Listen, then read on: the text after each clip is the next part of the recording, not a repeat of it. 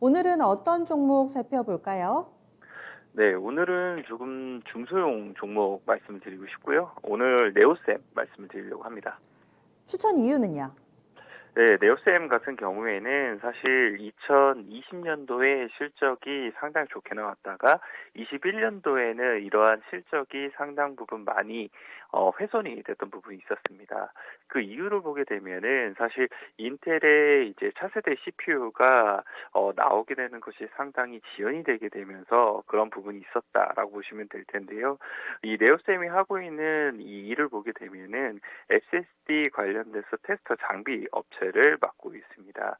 네오셈의 기술력 자체가 사실상 이 예전에 해외에 있는 이 회사를 인수를 하게 되면서 기술력에 기반이 됐기 때문에 그런 기술력 자체가 상당히 경쟁력이 있는 부분이 있었었는데 아쉽게도 이 인텔의 CPU 자체가 계속적으로 딜레이가 되면서 투자에 대한 부분도 상당히 속도가 느려졌다. 그에 따라서 네오셈의 장비 발주가 늦어졌다라고 보시면 될 것 같은데요. 인텔의 이제 차세대 CPU가 속속 나오기 시작을 했습니다. 11월 달이었죠. 엘더레이크가 이제 나오게 되고, 그리고 내년도 이 3월 달에 보게 되면은, 그렇게도 고대했던 이제 사파이어 레피즈가 이제 나오게 될 텐데요.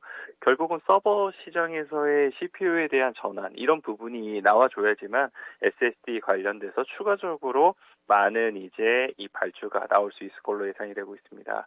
그래서 4분기 때부터 실적에 대한 턴어라운드가 예상이 되고 있고 내년도에 이러한 실적이 더욱더 호조로 보이게 되면서 2020년도에 최대 실적을 달성을 했었었는데 2022년도에는 20년도의 최대 실적을 다시 한 번 더 갱신을 할 수 있을 것으로 예상이 되고 있습니다.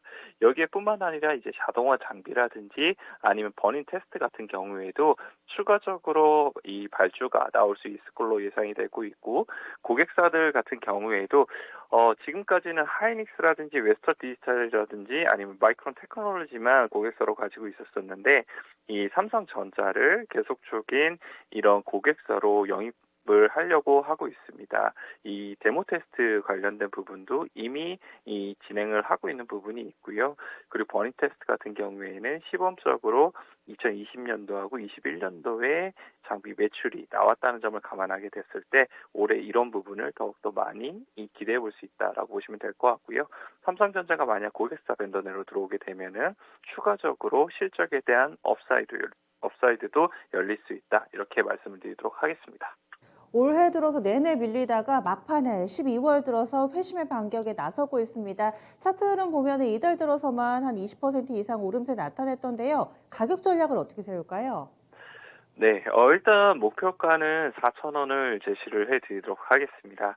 사실 요즘 코스닥 종목들의 대주주 관련된 물량에 부담이 있는 부분이 있는데, 뭐 말씀하신 것처럼 네오셈 같은 경우에는 뭐 그닥 계속적으로 밀렸기 때문에 이런 부분에 있어서 물량에 대한 부담도 없고요. 그런 점을 감안하게 되었을 때에는 충분히 단기간 내에 4,000원까지도 도달을 할 수 있을 것으로 예상을 할 수가 있는 것 같습니다. 그래서 일단 목표가는 4,000원 제시해 드리도록 하고요. 손절가는 3,015원 제시해 드리도록 하겠습니다. 네, 그럼 다음 주에 뵙겠습니다.